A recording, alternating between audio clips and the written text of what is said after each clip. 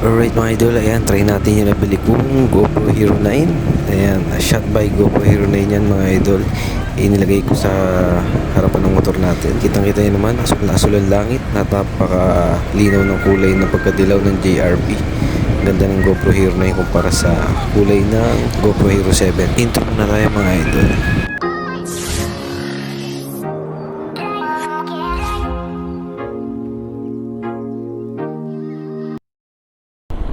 Alright mga idol, tatry natin yung ating GoPro Hero 9. Ayan, kung makikita nyo, nakakabit na yung ating GoPro Hero 9. Tatry natin yung ano niya, view sa ating front camera. So nakatutok siya sa atin.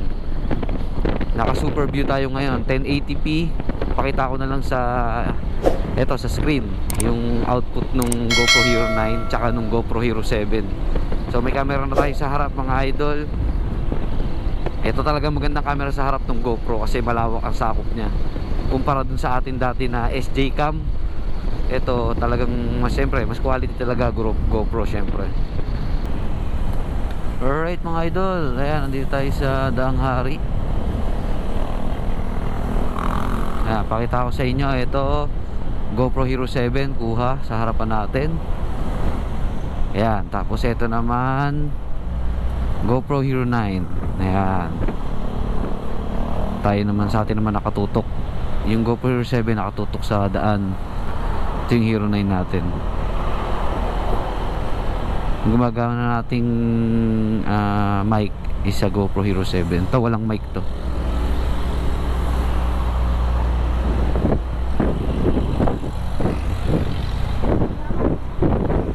Oo, hindi pa. Tawid pa tayo sa kabila.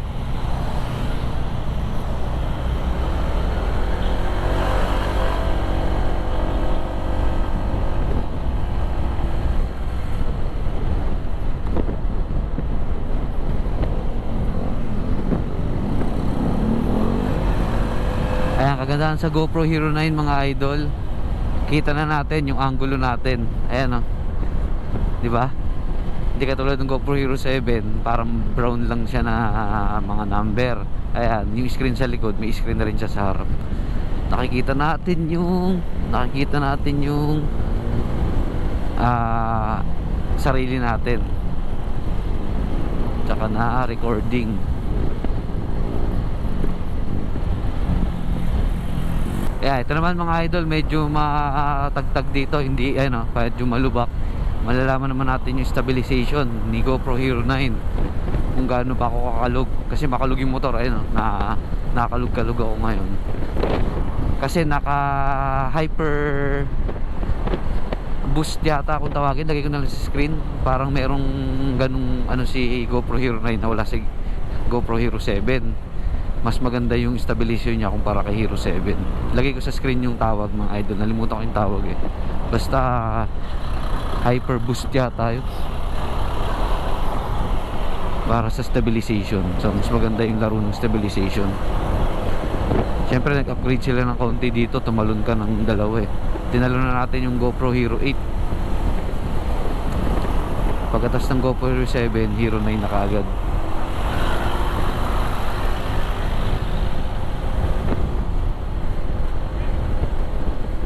Lang natin kung goods pa rin ba si GoPro Hero 9 sa 2025 kasi medyo old model na rin to.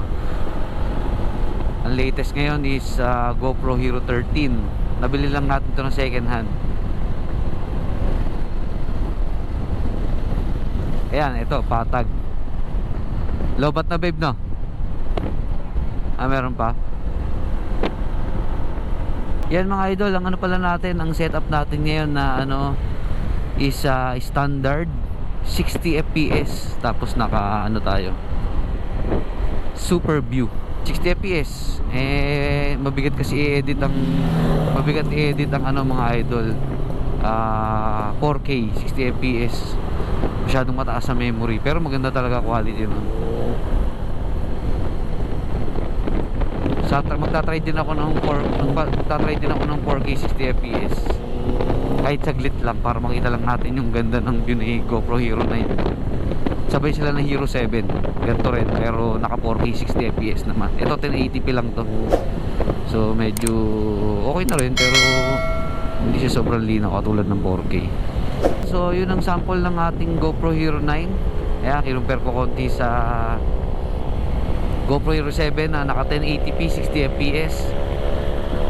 So ayun, maraming salamat ulit sa panonood mga idol kay Vlog Mamba. So sa mga gusto mag GoPro Hero 9, ayun yung sample ng kuha ngayong 2025. Goods pa rin naman siya, pero depende sa unit na makukuha nyo. Kasi halos ewan ko, may brand new pa ngayon na GoPro Hero 9. Siguro ilan-ilan na lang kasi tagal na model na rin siya. Ito nakuha natin, fresh na fresh pa. Yung may-ari si Idol, shoutout sa'yo. Galing pa siyang sa US na bili to. So napaswerte tayo mga idol, nakuha natin sa murang halaga lang. So yun, ride safe, peace out.